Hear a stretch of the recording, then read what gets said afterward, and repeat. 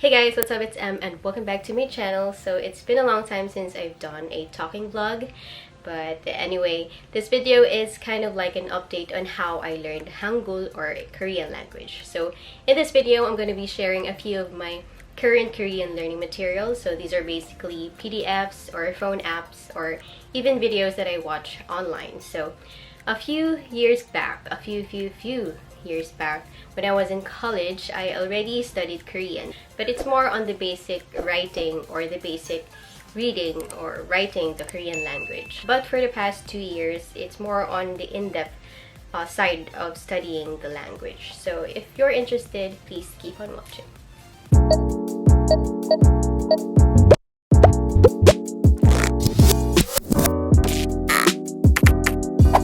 So first learning material are PDFs or ebooks.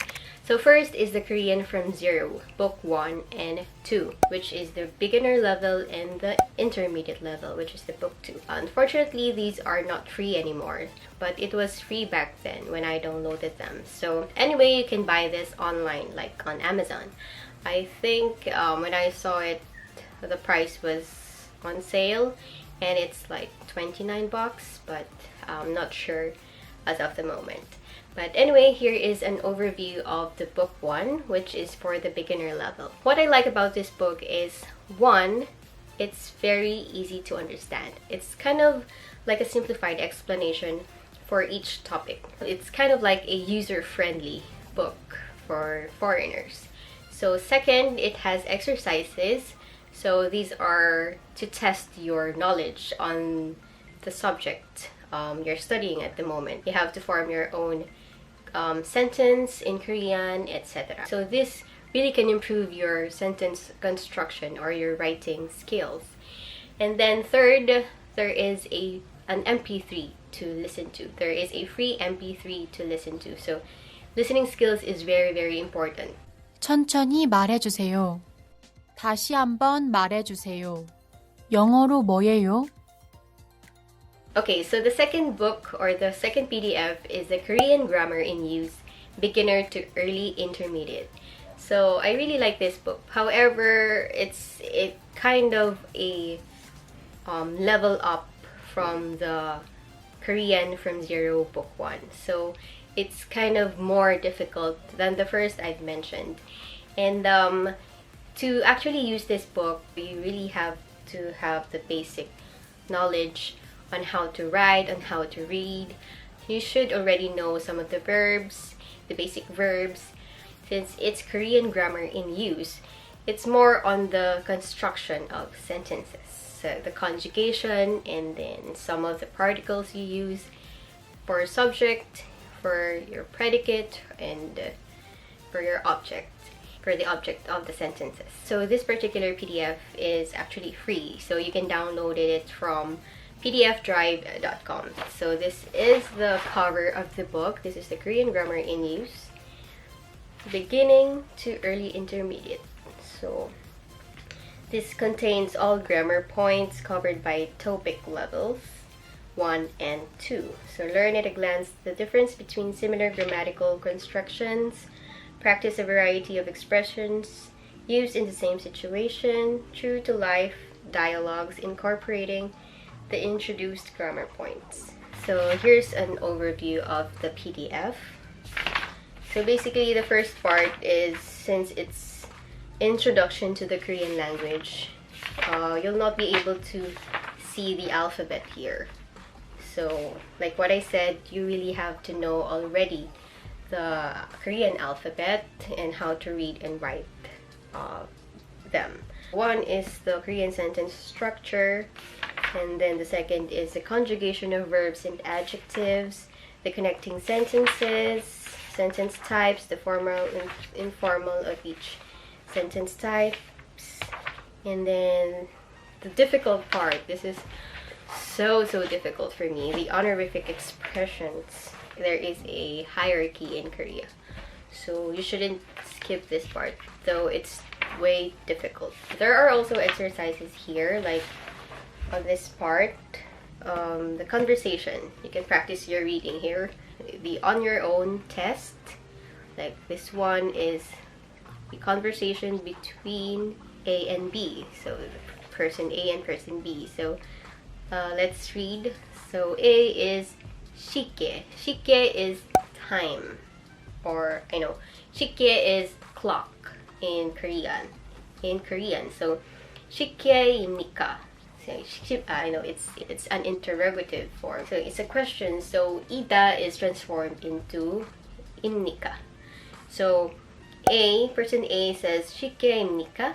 It's like you're asking if it's a clock, and then the person B answers 네. 네 is yes. 네, 시계예요 or 시계입니다. So the second part is 무엇입니까? It's like, what is that? Or what is that? So 무엇입니까? The second person says 모자예요 or 모자입니까? So 모자 is hat in Korean. And yeah. So like the second part is 있다 or to exist or to be or to have. So these location nouns are very important. Like the app. App is front, twe is back. If you know the song we are, we are, so you can basically remember that. So we means top and then or above, or are means down or below. So yeah. Then 왼쪽, the basic directions like 왼쪽, 오른쪽. The way I memorize the left and right is that right has an R, right? So it's 오른쪽. It's 오른쪽. So 오른쪽 has R, so it's right. Then the 왼쪽, so it's left. Because west, diba? West is left, so W, so 왼쪽. So that's just how I memorize words. I just correlate them with the ones I already know, like the ones I taught you. So yeah. So it's really up to you on how you'll be able to memorize a particular vocabulary. Numbers, okay, numbers are really difficult. You really have to have enough time to study numbers, the dates, the months, the prices, etc. So there are two ways. There are two number system in Korea. So there is a Sino and the Sino number, and then the native number. So the Sino is, I think, easier than the, I don't know, it's way easier to memorize. Like the 1, 2, 3, 4, 5, 6, 7, 8, 9, 10.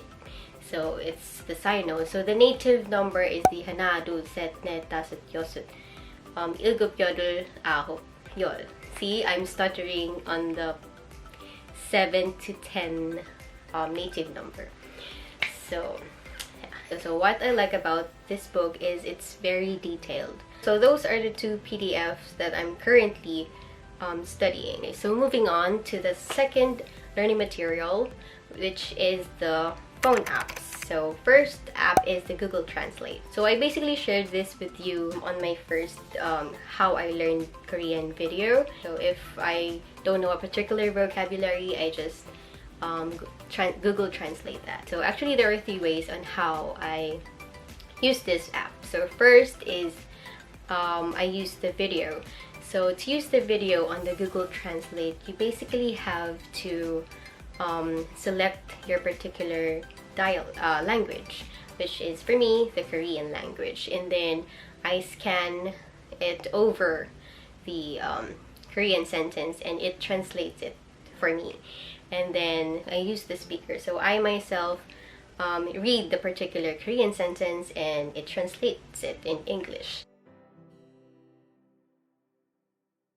저는 달기가 좋아해요.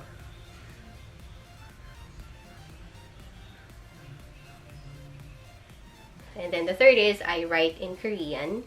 So I write, for example, 오늘은 날씨가 좋아요.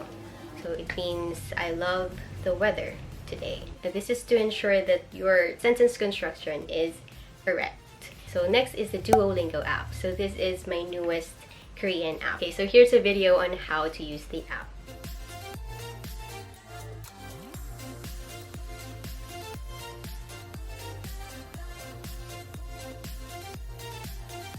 여자아이는 남자아이에게 편지를 보냅니다. 가수는 저에게서 선물을 받습니다.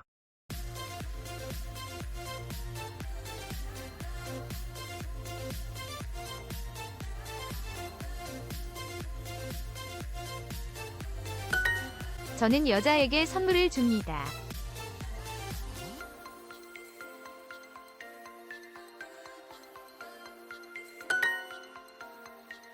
Okay, so on to our last Korean learning material. These are videos that I watch online, so particularly on YouTube. One is the Conversational Korean. There are a lot of topics in this particular channel. There are vocabularies like the parts of the faces, different emotions like 행복하다 for happy, then 슬프다 for sad. And then my favorite videos on this channel are the listening skill quizzes. The writing and the reading is easier than the listening part. There are times that you'll be like, oh, I know this, but then when you listen to it, it's kind of different because maybe you don't know the spelling, or there are words that sound alike. There are lots of words that sound alike, and there are also pronunciation rules. For example, 막내. 막내 is spelled as this one. So it's spelled as 막 and then ne. But the pronunciation rule is it should be read as 막내, not 막내. So you should focus also on the listening part.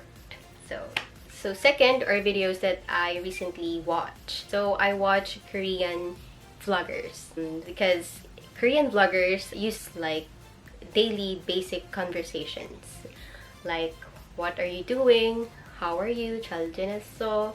But don't forget the formal ones because Korean vloggers tend to like say sentences like impolitely because maybe they are like a family or they are friends, they are close friends. But be sure to also know the formal way of saying that particular sentence. Korean dramas, of course, are also helpful, but if you're a beginner, it's kind of overwhelming or it's kind of too much because there are a lot happening in that drama, because there are vocabularies that you don't need as of the moment. So like for example, medical terms or medical conversations or vocabularies for law school or other occupations. But if your occupation is a doctor, nurse, or a medical technologist, you can of course go to that kind of videos. But if you're a beginner like me, I really recommend those light conversations first than those heavy ones like in Korean dramas. But if you're already in an intermediate level, Korean dramas is a recommendation. So if you have any suggestions, you can comment down below or share your thoughts. Okay, so I think that's probably it, and I'll be of course updating from time to time. So yeah, I hope you liked this video and was helpful, and thank you for watching, and I hope you like this video. And if you do, please give it a thumbs up, like, share, subscribe, comment, and see you on my next vlog. Peace.